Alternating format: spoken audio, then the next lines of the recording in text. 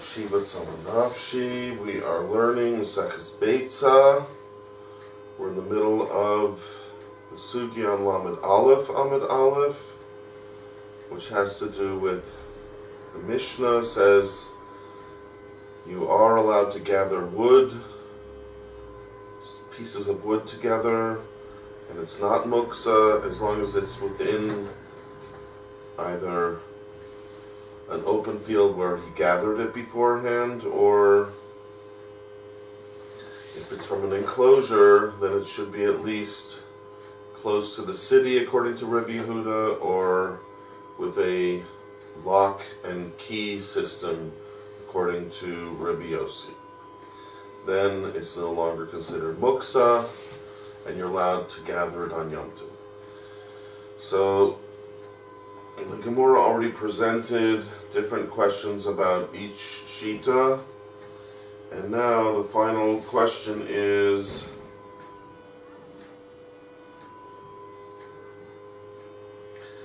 how to interpret the exact shita of Rabbi Yossi and Rabbi Yehuda. When Rabbi Yehuda said it needs to be close to the city, did it mean it also needs to be locked up with a key? Or in that case you don't need it locked up?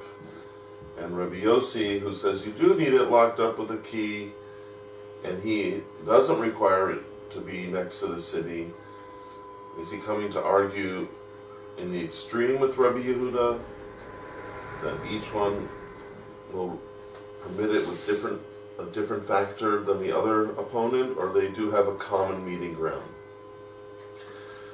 So let's go into the Rashis that we had started the other day. Let's start with no, the next one. Rabbi Yossi Lakula or Lachumra Ka'amar. That's a possible girsa that Rashi was dealing with. Did Rabbi Yossi speak Lakula or Lachumra? But Rashi says that's not really how you should read the Gemora. Lo Garsina. Don't read that text, right? Our Gemora doesn't say it that way. Our Gemora asks the question a bit differently. So Rashi says this way that he just suggested, the question of whether Rabbi Yossi's Lakula or Lachumra is not the right way to project the question. Why? Isn't this the one that starts with Itna? Excuse me? You put a pot, you put something. No, that was the previous sugya where we're talking about the leaves. That the only way that you can properly prepare a pile of leaves is by putting a kli over them. Right. So this begins with Rabbi Yossi? Yeah. Oh, so it's not headlighted here. Yeah. Rabbi Yossi Lakula or Lachumra. So Rabbi Yossi, he's giving either a Kula or a Chumra. He's either Kumra or Chumra, right? Kamra. That's the last part of the sentence, Ka'amar. Oh. Did he say what the halacha that he spoke about, did he say it in a way that was a Chumra or a way that was a Kula? Rashi says there is a text like that floating around amongst the different manuscripts that Rashi investigated. But Rashi paskins that what? Lo Garsina. It's not written in our text. Shalom Aleichem, good to see you. Nice to see you. So happy that you finally made it. Oh, I am too. I know you weren't feeling well, so Yeah, I wasn't there's a feeling double well. simcha in having you show I up wasn't feeling well. when we're ready. So where are we holding? So we're gonna start with the Mishnah on Lamed Aleph, Aleph. Think of what you say to the Yetzer Hara when he tells you, no, don't come today. You say, Lo, Lamed Aleph. I have to get there for Daf Lamed Aleph. Yeah. Besides, most of the halachas are low. Don't do that. Don't gather the wood. So this is on the top. We want to know. Yeah. Okay, so why don't you say it and try to understand it as you're saying it. Let's discuss that first. Go ahead. Okay. מביאים עצים מן השדה, מן המכונס, we're bringing in... To say, now there's going to be two categories. I mean, I can let you struggle on your own if you want, or I can tell you in advance, which you prefer. You can tell me. No, I want you You want me to to get the struggle? most out of this Okay. year. So if you Okay. say, I'd like to struggle, Rabbi, I'll give you the time to struggle. Like, I'll give you enough rope, as they say. Hey, give me rope. We'll see how it happens. Okay. But As long as Shabbatai has the patience for this. listen, I have Doctors usually have patience. Listen, I have the thing But you inside get here. this issue. It's not much Well, of a struggle. you already made one mistake, so Art Scroll didn't help you yet. Yeah, because I tried not to look at it. Good. That's what I would suggest. I would actually suggest taking a nice big cardboard and covering it up. Oh, that's a good And only idea. looking when you need to. But Right. I don't have, let's see, I have a bag. I did the whole shot. I told you we do the daf yomi. I'm already in the second round. So a lot of it's familiar with you because the first time you do it, obviously, it's just like learning a new language. But the second time probably makes more sense to you. Just cover it up, see what you can get. And if you need to look, it's a good reference tool. Okay, let's see. So we're bringing in wood from the field. And when it says we do something, the real way to translate that, I believe, Yeah, without looking at the English, yeah. just to try to get the rule of what when the Chazal talk, they have a certain way of talking. Just like every profession has their way of saying things. So when they say something in the present tense, this is what we do, it means it's lechatchila. This is what we do. This We're is what allowed we to do. do it. Okay, So in English, we should probably translate as we're allowed to do it. we're allowed to We're allowed to, bring in wood from the field. right. Min ha-mechunas umin ha-karhaf. Okay, from the, I don't know what those two words are. Michunas, like for example, a Beit Knesset. You know what we call it, a Beit Knesset? Or let me ask you another question. When there's a big gathering of people, we call it a kenes. Kenes, an assembly. What is? That's right. Yeah. So that's what that word really Oh, means. so this is what, from the gathering of the wood. Well, now michunas, you're right, but you can refine that word a touch by knowing that it's an adjective, Ah, right? It's defining the wood. Wood From- that from- is gathered. exactly. Wood that's gathered. When you have that oo sound in the middle of a word, that's often what it is. It's an adjective. Like katuv means it is written. It's Right. describing the word as a written word rather than, okay? Okay. So you can gather in, we're allowed to gather in the wood from an open field. whether the wood is gathered or whether it's the opposite, I guess. Now you could try for that, but the problem is you have to know what a karpate is.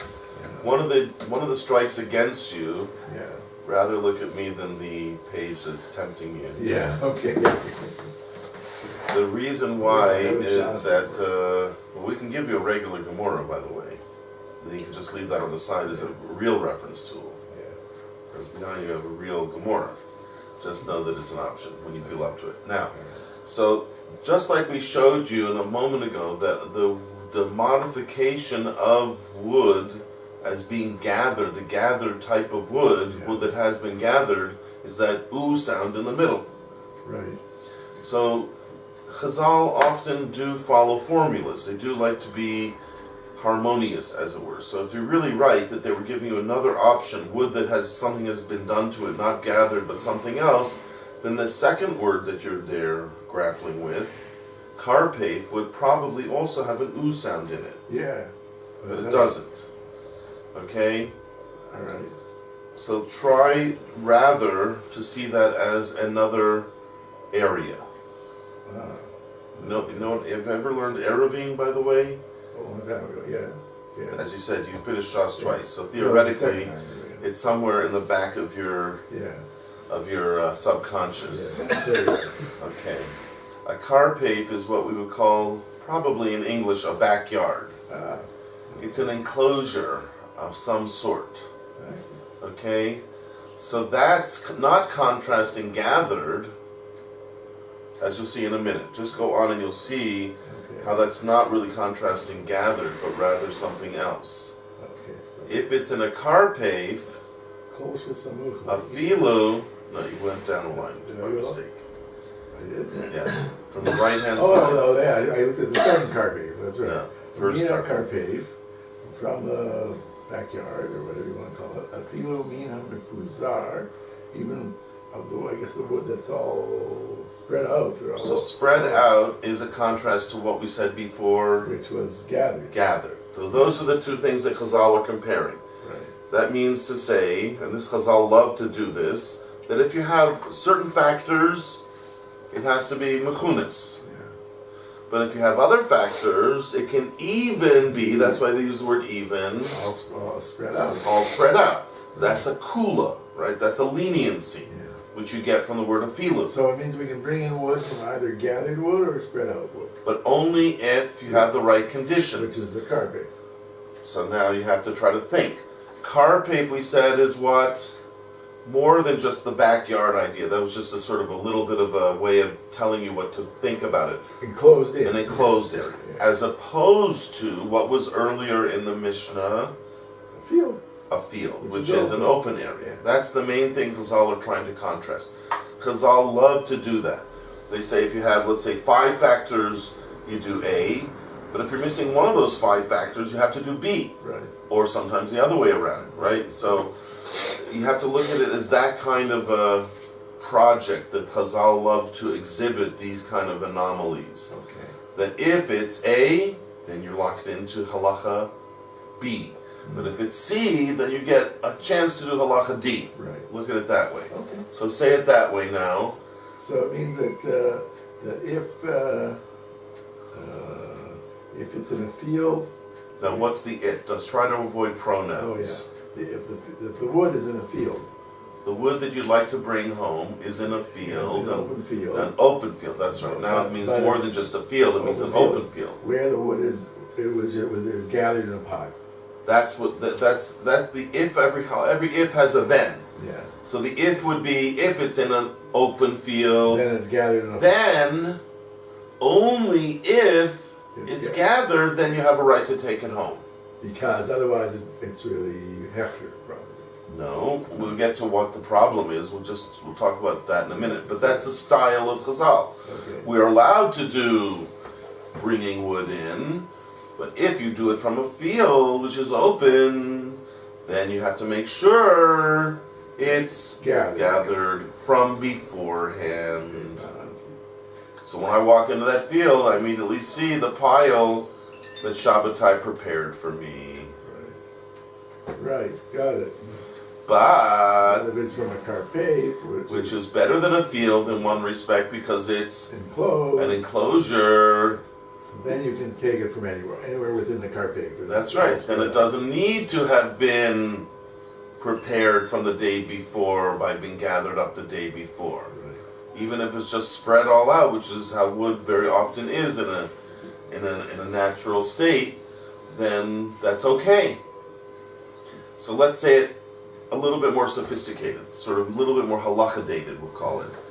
That you want to bring this wood in. Now wood could be a problem of just generally in your mind, having learned Shas. What would you say? Wood could have a problem on Yom Tov, because this whole Masechta has to do with Yom Tov, of being muksa. Of being muksa.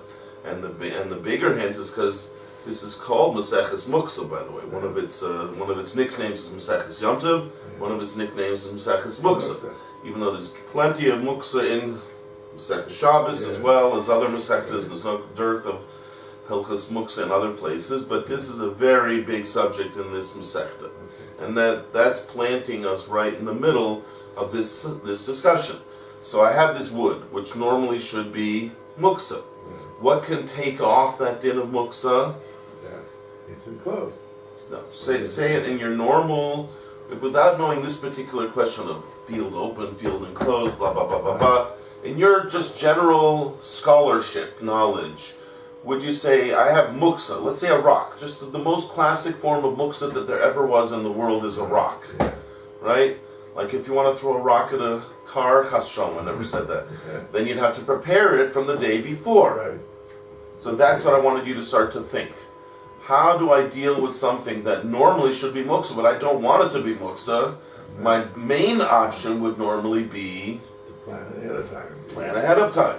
right? Because by coming the day before and making a declaration about it of some sort or other, then I automatically remove it from the category of a useless item, which is what muksa normally is, into a useful item. Into an item that has no proper utility, to an item which is a proper function. Kli, which we translate kli, vessel, whatever, right? Article that you, an instrument which has usage, right? So therefore, that is on the surface. That's what Rashi says you accomplish by having it gathered up.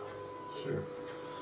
So that should be what we need to normally do. Gather it up. That would, now that we say it that way, that makes a lot of sense. Sure. That it's saying, look, wood is muksa. So when I tell you can bring it in, you know that's a big kiddush. Right. But, first of all, Yom Tov, you're allowed to cook, you're allowed to create a fire, so that makes it a little bit more of a usable item. That's why you can make it usable at all, because there is a proper function on Yom Tov of cooking, etc. But woods has another problem, that it comes from the wild. And out in the wild, we know there's a lot of different things that have to do with muksa, that coming from the wild, that automatically puts it in the category of muksa. There's certain animals that, because they come from the wild, I'm not allowed to just take that animal and shecht it. It could be muksa, right? So that's kind of the problem that we're dealing with here. Getting it out of the category of muksa into the category of a usable item that's not connected to the wild, as it were. So one of the ways of making a declaration about it is to properly gather it up. Then I'm showing all of my intentionality to use it the next day. And that's principally what the problem with muksa is. My mind isn't really on items which are out in the wild, or out of order, as it were. But if I want to use something, I have to show that I'm very much connected to it and I intend to use it, so gathering it up accomplishes all of that. So that would be how we read this Mishnah. If it's an open field where there's nothing objectively that shows that I want to use these pieces of wood the next day, then I have to first come the day before and make a kind of a declaration. But you see, declaration can be done with a physical act as well as with verbal indication. So if I just gather it up, that is a proper way of showing that I want my intention to use it the next day. So then the big question would be, if that makes a lot of sense, that's how I show that I want to use it the next day, and that's why I take it out of the category of muksa in advance, and I show that it's something I want to use. So why don't I have to do that when it's in an enclosure? What suddenly happens when it's in an enclosure? It's an enclosure, it's probably has implications of property or something. My property, so therefore I don't need to show intentionality because it's already mine. It's not part of the wild. The problem that I described is something out of part of the wild. I have to bring it into my own, right? So then by gathering you could do that, or if it being in your enclosure, they could do that. Right. So now that leads us into the next part of the Mishnah, which we're going to see on Machlokes, Rabbi Yehuda and Rabbi Yossi. Well, that's all well and good, that an enclosure somehow shows, because it's yours, that you want to use it the next day, but we need a bit more. We're going to need a bit more. Okay. So Rabbi Yehuda says, I need one more factor that has to be part of the enclosure situation. And Rabbi Yossi offers a different one. And then the Gemora is going to wonder, where do they intersect? How much do they intersect these two opinions? I see. Okay? So now continue with the Mishnah then. All right. Ezu karpach, kol shesamuch la'ir. What is a karpach? No, that's what it sounds like it's saying, but in our context, you should translate that a bit differently. Because I just explained to you that the main question is an enclosure enough, or do you need an extra factor to give it its feasibility? So what is the factor? We already know what a karpef is. Yeah. If we didn't know what a karpef is, then we shouldn't have used the word in the second sentence of the Mishnah. we already must know what a karpef is, So right? what- I so- told you it's an enclosure, but obviously the Gemora must have known, the Mishnah must have known that already. It wouldn't have used it in a sentence. Right. So when it's saying what is a karpef, what it really means is What kind of carpet are we talking about? will give you the The- heter. That it was not muksa. That's right. Will Alright. be that kind of heter. Will take off the muksa just because it's in that enclosure. It's like a magic wand. Well, since it's a magic wand, I need to know how to create this magic wand. I know what an enclosure is, but what kind of enclosure would become a magic wand to suddenly make wood into non-muksa without any action on my part? Right. The answer is that it's close to a city. So, kol shesamach le'ir. Kol means what? All In other words, all enclosures. that are close to. Now, close is close, but it's not really the definition of the word samuch. Samuch is really tangent to a city. Adjacent. Adjacent. Exactly. But since sometimes it is used in the sense that you're implying, just close by, look at the Rashi, the last wide line of the Rashi, very top. Oh, this Rashi. The fourth wide line of Rashi, right at the end. Samuch le'ir. Mamash. Oh, Absolutely. no. What does mamash really mean? You know what the word mamash? For real. Literal. Literally. Literally. It comes from the word mamashut, which is where you feel the substance of something. That's what we had in this past week's parsha. Vayomesh choshech. Yeah. What does Rashi say about that, Shabbatai? It was really, literally, dark.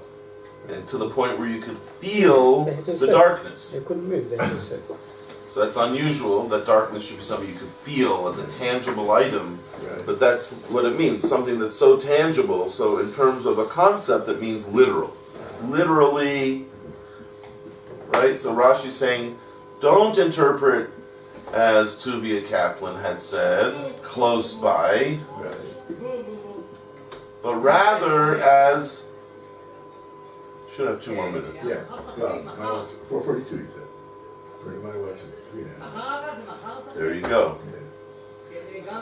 So Rashi's informing us here that Rabbi Yehuda says, in order for you to utilize this heter of gathering scattered wood, and it won't be considered muksa just because it's in an enclosure, but that enclosure has to be what? Absolutely. Absolutely what?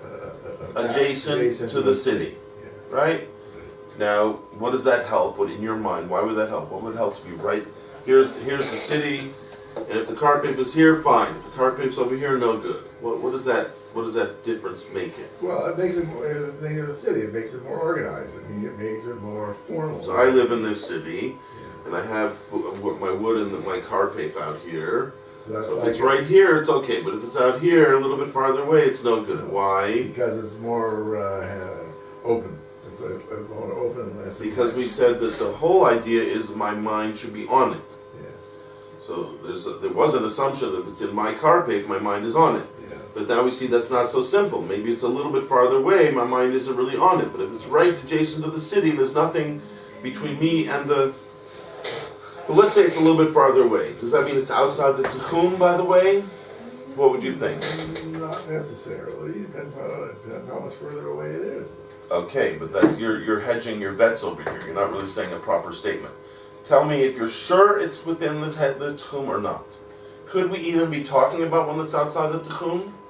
We wouldn't even talk about it. We wouldn't even talk about it. Why? Because Because I need to bring wood in, on Yonta, when you have to be in the Tchum, and Tichum allows me to do what? allows you to carry. No, that's the Eruv of a Chatzeros Yeah. that allows you to carry. The Eruv of these kind is talking about movement. We were traveling to. Just you personally going. Yeah. Okay? That's called Eruv Tichum. But the Tichum means anything within the Tichum, you can walk there. Yeah. Of course, carry as well, but it's not because of carrying per se, not the idea of carrying. Yeah.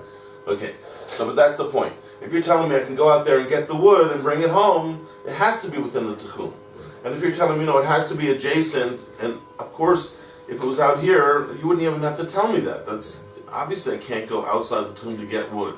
Sure. So his whole thing is that even if it's within the Tehum, but it's not adjacent mamish, as Rashi says, then you can't get it. It has to be so close that we know your mind was on it. Maybe that's what Rashi means. Okay, now, but that's only one opinion. Rabbi Yossi Omer, that was different Rabbi Yehuda. Rabbi Yossi Omer, כל שנכנסים לו בתחת, ואפילו בתוך תחום, שבת. So everything that is entering through. in other words, every meaning, every enclosure. Right. That's the subject here. No, you can gather from any enclosure. That you can enter through an opening. Now, what do you think that means? That you means- think that enclosure doesn't have an opening? That means that from the border of the city, there's an opening. There's an opening. No, he didn't say it has to be adjacent. Oh, he didn't say that would be adjacent. No. He said even if it's just within the Tehum, that means he's allowing you even farther away. Yeah. He doesn't care about Samach Le'ir. So maybe a potachat is a key. Oh. Like a mafteach, what we would call a mafteach. So then it means what? That It's an enclosure that has... And then you have access to, basically, because you can open it with a True, key. but another way you could say that whoever doesn't have a lock and whoever doesn't have the key won't have It's access. excluded. So now that gives it, even though it's not right next to the city, but I can still have some assurance, Something we call exclusivity, but also there's more than just exclusivity. I can have assurance that it will be there when I need it. Yeah. Okay. We had a case before where someone gathered up leaves, and we said even though he gathered it up and everything, but it might blow away, so he's not allowed to take it, says Rava on Yom Tov, because he wasn't sure that it would be there the next day. So there's some kind of need for assurance that it will be there. So we're thinking that perhaps that's what does the trick, according to Rabbi Yossi. You might want to go and catch Mincha right now. See you afterwards. Okay, thank you. Messenger? There must be, there's some. I think there's some there. Yes, there were last time.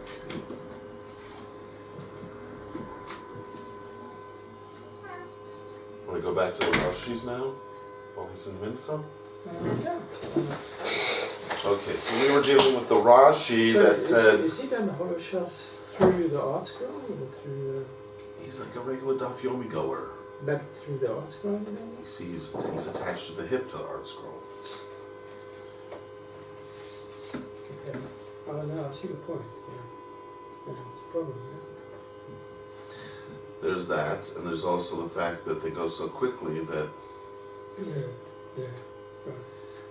some of the concepts he wasn't even familiar with, car pave. Mm-hmm. But that's understandable. They go so quickly, how are you going to remember all that? Yeah. Even though you probably saw it twice, actually, because now the second Daf Yomi cycle is somewhere in, they just finished Shavuos, I think, so they're well beyond these Masechtas already, the second cycle. Doesn't matter. The point is, there was another fellow who came in the morning now, and he said when he came from the States, he really needed a yeshiva like our yeshiva, but he never found it till he finally got to a Daf Yomi shir, which obviously he didn't like so much, but he felt that's all he had.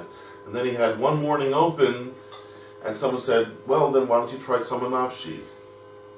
They came here, it was like, this is what I really had wanted ever since I made Aliyah, but he didn't know about us. That's the battle we have. We're not in a car pave. Okay, so to make a long story short, let's go back to that Rashi now. When the Gemora was having a suffix about Rabbi Yossi Shita, Rashi says there was a girsa floating around. That's what Rashi, when he says we don't have a girsa, what he really means is I saw there were some manuscripts that did say it, but I'm telling you my opinion that it's wrong. Okay. So that if you ever do see someone saying it, you know my opinion that they're reading the wrong text. So Rashi just saying there's a manuscript somewhere out there that does say that the question was, do we look at Rabbi Yossi Lakula or Lachumra? Right? The question whether how much he agrees with Rabbi Yehuda or vice versa could somehow put him into the category of a Kula or a Chumra. But Rashi says, Lo Garcia, that's not the proper Girsa. Why? No, The ha milta, these words. No. Ha. The word ha is behold usually. Yeah. In a kind of a logic. Rashi's about to give you a logical reasoning. I don't like that girsa did because ha behold. Yurta the Rabbi Yehuda, the words of Rabbi Yehuda. In other words, the matter of Rabbi Yehuda, the whole shita of Rabbi Yehuda. Nami also Nababoya Lan Right. that we need. No, we are asking. Remember, the Gemora says Maboya. that Iboilahu. So Rashi says that's the real Shaila, or I don't know, the way he's saying it, it's also the Shaila, but the way the Girsa that he's fighting against right now, as if the whole question was how to look at Rabbi Yossi. Rashi says no one would ask the question that way. That's for sure the wrong text, because you see from the Gemora that the question was also on Rabbi Yehuda. I would have said the whole question was on Rabbi Yehuda, but of course, we saw the whole way through that however you define Rabbi Yehuda, you'll end up saying something about Rabbi Yossi. However you define Rabbi Yossi, you'll end up showing something about Rabbi Yehuda. But that's what we wanted. We wanted the full picture of how to look at Rabbi Yossi and Rabbi Yehuda. And so Rashi's saying, if anyone projects a question that's only Rabbi Yossi, then it's wrong, because the Gemara is not only interested in Rabbi Yossi, it's also interested in Rabbi Yehuda. So that right away puts a bad light on this girsa. Because the Gemara also had a question, Miboyalan Heichi Itmar. How was it said? How was Rabbi Yehuda's shita said? Okay, so Rashi says that girsa is wrong, and my girsa that I endorse is V'hachi Garsina. This is the proper girsa. The following, in Rashi's estimation, is the proper girsa. So what we see here is a long Rashi. Most of it might even be just how to read the girsa of the Gemara. So it may not even be a long Rashi, but at least we'll see how Rashi holds the words should be read. So Rashi is going to really just say over the Gemara, which when Tuvia gets back, we'll try to do it with him in the Gemara, not in the Rashi. But here, let's see it in the Rashi. Once Rashi's saying his version of the girsa, let's see how he reads the girsa. So this is how it should be written. Read. How it's read. Aboya Lahu, they asked. They had a shaila. They, the Bnei Yeshiva, had a shaila. Heichi. Heichi. How? How did he mean to say? In other words, how was he saying his? How was he saying his shita? Kol hasamoch leir. That question, when he said kol samoch leir, how did he mean it? Who the itle portachat, and he has a key. Right. Notice, is that how we should read it? Who, that it does have a key. In other words, it is a lock and key type of enclosure. So it's not only Rabbi Yossi who requires it, it's Rabbi Yehuda who also requires it. He just didn't speak it out. And if Rabbi Yehuda was saying already, I need it to be samuch and I need a posachas, if that's how we're to read his shita, then it would turn out that Rabbi Yossi came along to say, he came to say that even... No, not even. Oh, since it already has a posachas, which Rabbi Yehuda said it has a posachas. He was talking about ones that had a posachas. If you talk even those... Even the ones that are just inside the Tichum also would be mutter to take scattered wood.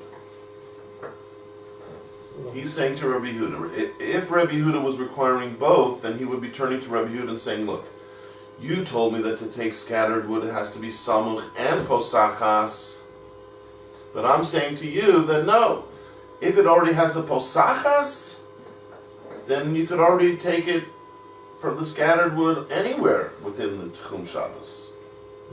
In other words, he would be saying to him, I believe you can dispense with the need for samuch if in fact the enclosure that we're talking about has a posachas. Right. So that would be how to read the interaction between Rabbi Yehuda and Rabbi Yossi. Rabbi Yehuda would be saying, I need two things, samuch and posachas. And Rabbi Yossi would be coming along and saying, no, if you already have a posachas, then it could be anywhere within the tichum. In other words, you only need one factor, not two factors. Posachas is enough, you don't need some. And that's how to read the simple interaction between them. That's one option, that according to this way of reading the question. And then the question says, maybe that's the one way of reading it, but what's the other way of reading it? Or perhaps, This is what he meant to say.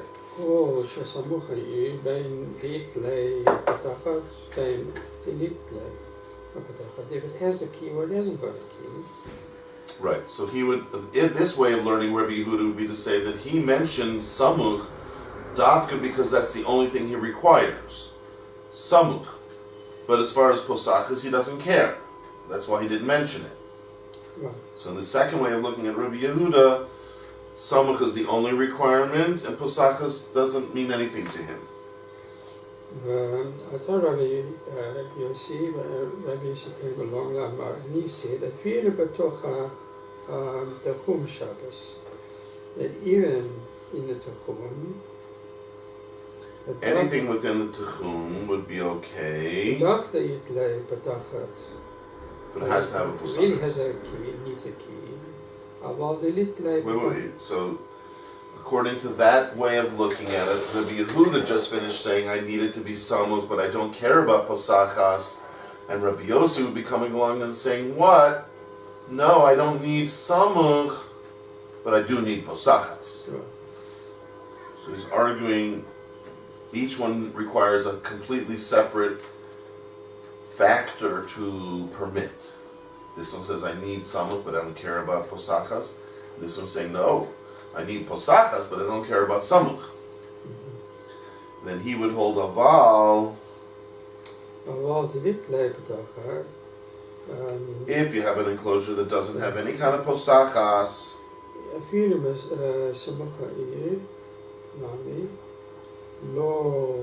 nami lo. Then his way of looking at it is that if it doesn't have a posachas, then even if it's samuch to the ear, he doesn't allow it. He won't allow you to gather scattered wood. So each one is talking about the factor that they really do need, and they're ignoring the other factor because they really don't need it. So the second way of learning is really much more faithful to the words of the Mishnah. That each one mentioned what he really cares about. This one mentioned something because that's what he really cares about. He didn't mention posachas because he doesn't care about that. The other one mentioned posachas because that's what he really cares about. And he didn't mention something because he really doesn't care about that. But therefore you end up with an anomaly that this one says, as long as it's samuch, I'm happy.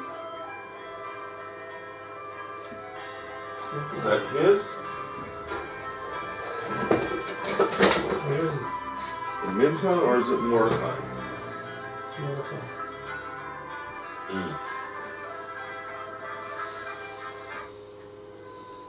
Hello? Yeah, Mordechai left his Faerman. Faerman. No, she hung up. Let me go give it to Mordechai. Doesn't need to. Just a second.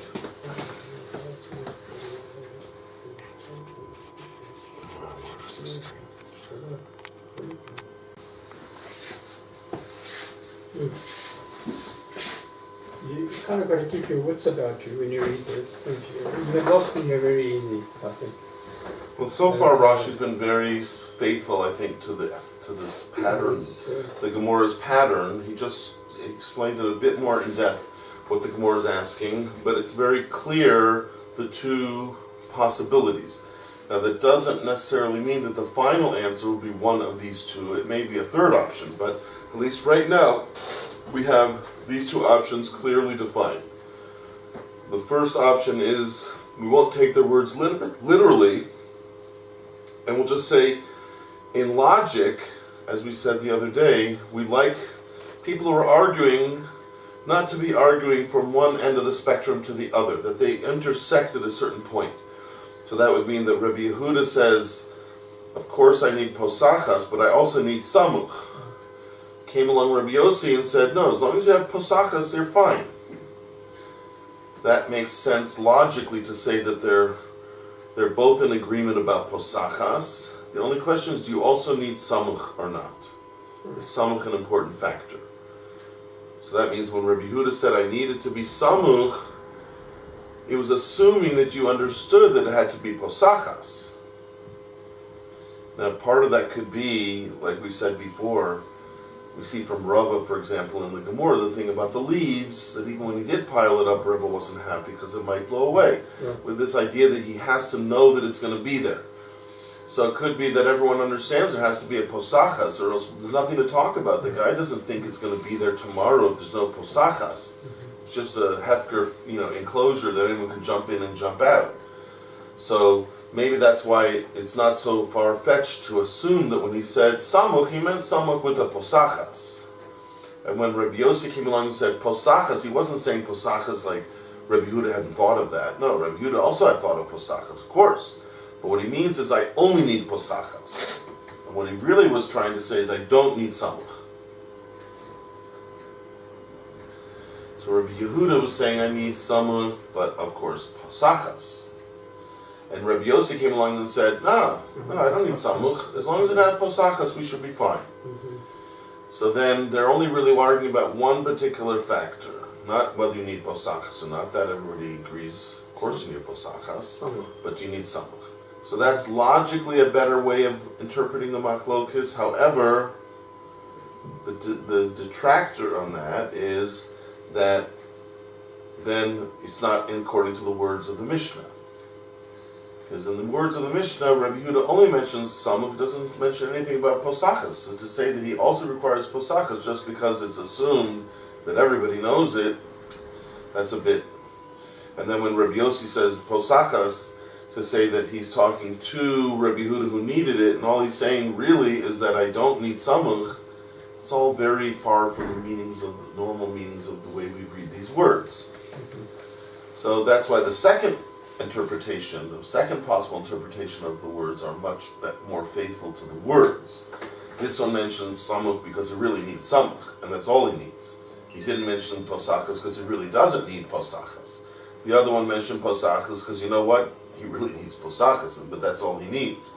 And he didn't mention samuch because to him samuch means nothing. So that's the second way of learning. Much more faithful to the words, but there's a difficulty in terms of logic because then they're arguing at much greater divergence of argument. Yeah, I see that. Okay, so let's go back into the Rashi then. I'm not sure where the Rashi would be. So here it is. Here, Rabbi Yossi Tarti. Huh? Shmamina. In the Rashi? Yeah. In the middle of that long Rashi? Yeah, the word is... Oh, not Shmamina. Yeah, Shmamina meaning come in here. Yeah. Rabbi Yosef Tarti, the Kula, holds two Kulas. Has two leniencies. Kamar. V'hachi. I'm in the Rashi, right? Yes. Hachi Perusho? No. Oh, Tashma, sorry. Tashma, the first one is Tashma. That what? Midikatani. Maybe I skipped. I skipped. You skipped. First is Tashma, that's not a Rosh Teva, it's just Ta, Tavalef, and then Shema. Can learn. I want to bring a proof. Midikatani. Midikatani. From the fact that our Mishnah taught the words quote unquote Rabbi Yossi Omer Kol Shenichnasin Lo Bid Posachas, any enclosure in which you have to go in through with a key. Then it can be anywhere with Hillel Shabbos.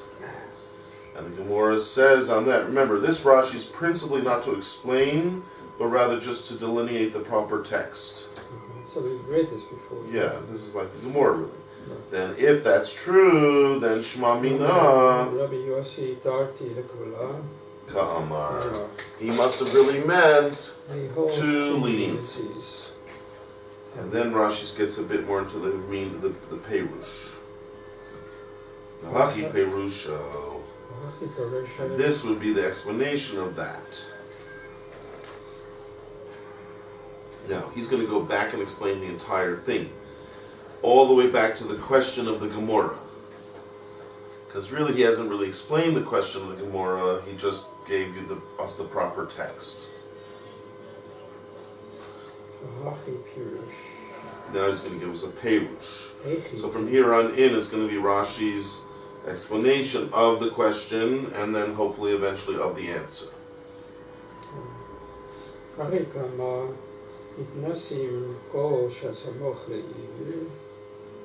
So, Heichi Ka'amar, how did he mean to say in the Mishnah that everything that's close to the ear, everything that's adjacent to the city? This is Rabbi Yehuda's right sheet. And what did he mean when he said everything is close to the city?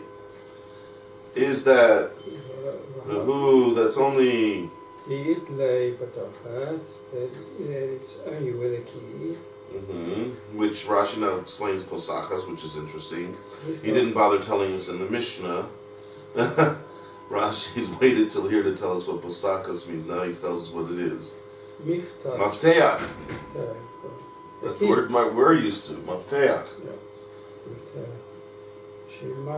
Shemishtamer, which shows that it is a well-guarded area. Meaning it's protected. No one can get in or out.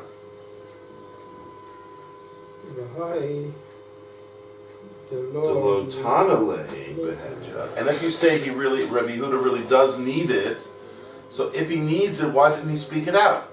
So he's saying he has to explain that. So he said, Bahai, and this fact, that Rabbi Yehuda did not express it clearly in the Mishnah. They hit it? Behedra means clearly, explicitly. So why didn't he talk about that? If he really needs both, Samuch and Posachas, then why didn't he mention it? Why is it only like we have to figure it out on our own that he requires Posachas? Rashi says, I'll tell you why. Mishum Dekai Savar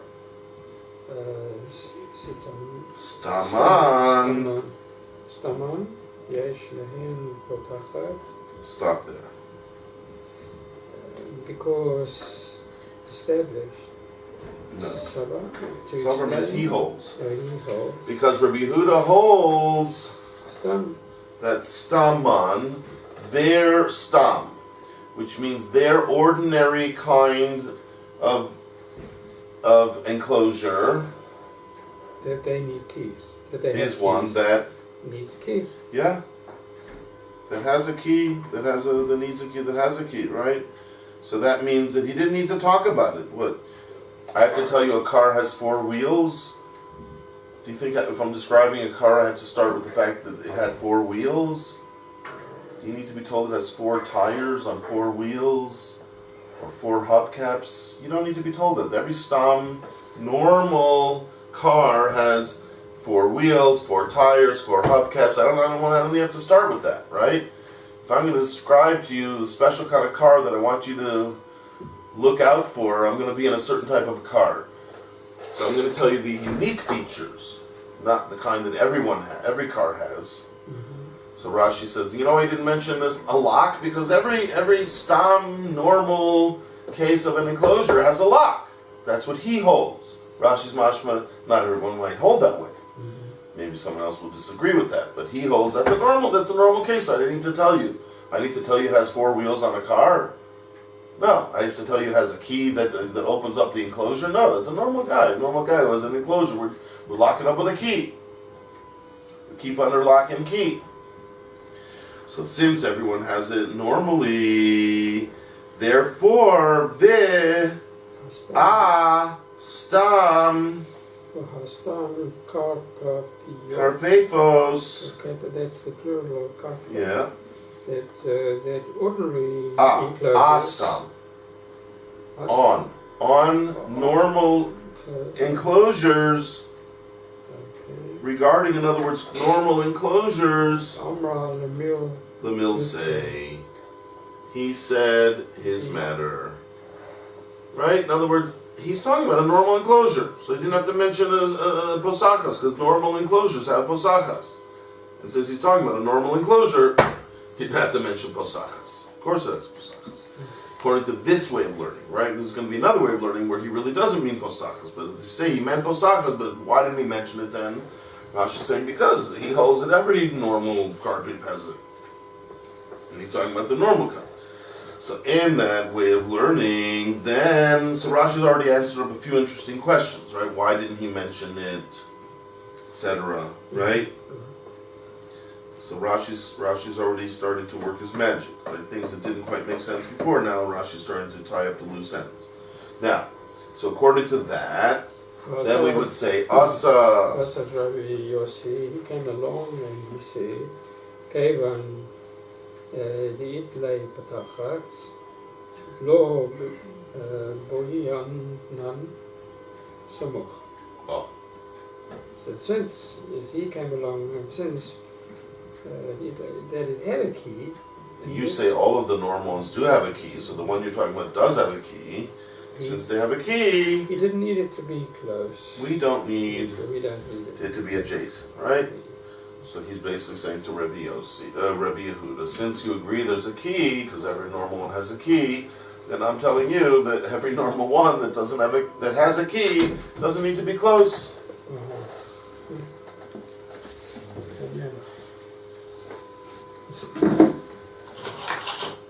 How was Mincha? Well, Mincha was long. Okay. When I walked in, there were 8 guys there. Did they have a minion? Didn't have a minion, and there were 2 guys in Tefillin. 2 guys in Tefillin, and one of them in Tefillin was a Sephardi, and he was saying Korbanos, to the loudest voice possible. Right. And because it would commandeer the minion. Yeah, everybody's waiting, and I keep looking around to see if there's a minion. Finally, there's enough guys in there, but he's still yelling. Then he moved off, and he was standing right next to the oven. And then finally he moved. And he took upon a stand and moved to the other side, still saying, "Oh," and nobody's doubting. Finally, the guy looks at me and he said, "Please down for us." I said, "Me? Well, I don't even know you're me." So finally, ended up I down. Oh, so I down. And I didn't know we had a chazan here, did you? I go a little faster. So we went through. They reminded me. I don't want to interrupt this year, but many years ago, I had a Beitsa for my family. We were in Ottawa. Yeah. And my uncle, who I'm saying Kaddish for now, made a birthday party for his wife on the same day in Montreal, where he lived. And he lived, it was a Sunday, and we went to Ottawa, it was a 2-hour drive, and he lived not far from the Lubavitch Yeshiva, Montreal, which, you know, is a big, huge building. And somebody told me they had Mincha at 2:15. So I go there at 2:15. It's a big building, never been in there before. And I didn't know where to go. Finally, I hear the sound of davening. So I leave, go follow it down. I go into this big, huge room. Must be 50 guys there, all in Talis and Tefillin, 2:15 in the afternoon. They're all in Talis and Tefillin. So I looked around, I said, "What's going on?" They looked at me like, "What?" I said, "What's going on?" "Oh, you want Mincha, that's on the next floor." He said, "Got 50 guys down in Shakras at 2:15 in the afternoon." Not time bound. No. Anyhow, to make a long story short, so you're a chazan. It's good to remember. Well, man. Well, yeah, we should get 10 guys here. We can I didn't think the second minion had a problem. Last week we had trouble that somebody who was a chiyuv in our yeshiva needed a 3:30 minion and he had trouble. Oh, really? Now today was much stronger, but the second minion was weaker. I don't know. Yeah. Strange. Alright, so let's just finish this Rashi and then we'll jump back to the Gemora. Which Rashi we're looking at? So Rashi on still just before the wider lines of Rashi, maybe about 10 lines up into there, it says Memela, and automatically we know De'i Leis Le Posachas, according to Rabbi Yossi, if it doesn't have a Posachas, doesn't have a lock and key, then Bo'inan Samo. Then for sure he would agree with Rabbi Yehuda that it would require to be adjacent. The Ishtri Bahachi, and it becomes mutter even with just that. Right? That would be enough to make it mutter. With the Tala Sharyusa And once he made, from the fact that he made it dependent, his permission, he made dependent bi she'ein samuch, on the fact that it's not samuch, bi posachas, that it needs a key, michlal, from that we can infer the samuch below posachas namishar, that even if it's adjacent without a key, would also be good. So that's the two kulas of Rabbi Yossi. If it's true that Rabbi Yossi has two kulas, the two kulas would be either one is good. If it's far away, then you need at least a posachas, but posachas is enough. Yeah. Whereas Rabbi Yehuda doesn't want to hold that posachas is enough. He needs both. But if you don't have it, if you don't have a key, but it's samuch, then he holds that's also okay. So they agree on that. Rabbi Yehuda and Rabbi Yossi agree on that the samuch without a key is okay. But Rabbi Yossi holds an extra kula that even if it's far away, it's okay as long as it has a key. So either they need a key according to Rabbi Yossi, but it doesn't have to be close then, or if it doesn't have a key, at least it has to be close to the city. Then either one of those can create a kula of being allowed to gather the wood. Umekel Batarti, Rashi says he's two leniencies. Rabbi Yossi would then have two leniencies to Rabbi Yehuda. Boy Tarvayu, Rabbi Yehuda would require both adjacent and lock, and Rabbi Yossi Savar Bechada Sagi, and Rabbi Yossi would need only one. With one of them it's enough. Be'ezeh Shetehei Sham, whichever one will be there, either Samuch or Posachas. One or the other. Okay, so let's go to the Gemora, because without the Gemora, a lot of these Rashis don't make sense, although we had seen the Rashis with the Gemora, but let's go back to the Gemora. So let's see, not the beginning of the Gemara, but rather halfway down the page, there's a set of two dots. Abayilu? Yes. You want to try it? Well, I can, but I'm not going to keep it. Abayilahu, which means... No, don't look. I'm not looking at it. You look like you're looking. I'm trying not to look at it. That's how you're trying not to look. Yeah. Okay. And I'm looking at you because I used to say Abayilu all the time. To me like you're looking at that page. No, the page is covered. Okay. The page is covered. I don't know what Abayilu means. All right. Well, you know for example, it says boy Rava. I'm sure you've mastered that, right? When it says somewhere in the Gemara, it says boy Rava. Rava part I know. Good. Yeah. I know half of it. Yeah. Boy, there's three usages of the word boy in Gemora. They're all related to the modern equivalent, but do not mean what it means in modern Hebrew. The modern equivalent in Hebrew... It's come. No, that's with an aleph. This is with an ayin. Oh. With an ayin, it's a little bit more like the word baya. Oh, right? You go into the store and you say, Ishli baya, I have a problem. Right. Okay? So most people seem to know that word, because as soon as you come to Israel, you feel like Ishli baya. Right? They hear that word quite often. That's Baruch Hashem good. That means you have a key to understanding Gemora. Because the word in Gemora is every meaning in Aramaic is related to the modern equivalent, but not quite. In other words, what's the root of every problem? You either want something, you need something, or you're asking a question. Most problems boil down to that. So modern Hebrew means a problem. In Aramaic, it's like one of the three causes of a problem. So this would either be, let's say when you see in the Gemara, boy Rava, what do you think it means now that I gave you a little bit of a hint? Rava what? Asked a question, correct. Mostly in those kind of situations in the Gemara, someone's asking a question. That's what this is, by the way. There are two others though. It can mean somebody, the Gemara can sometimes use the word boy to say, so we require something. It can also use the word boy or a derivative of the word boy to mean need something. Or ask, need, or want. It can be want or ask or need. Now, so in this case, iboya lahu, they had a question, right? So who's the they? It's a general meaning anytime people got together and learned, they had a shaila. They would have a shaila about this Mishnah. Okay. Now, what is the shaila about the Mishnah? And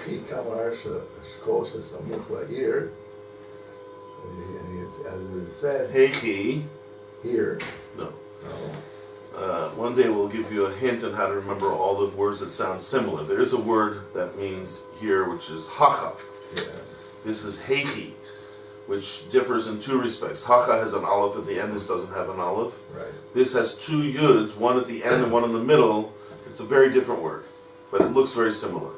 So I have a chart for you to make, to get all those words that are similar distinguished. Right. But let's just say right here, it's like the modern Hebrew word that sounds the same.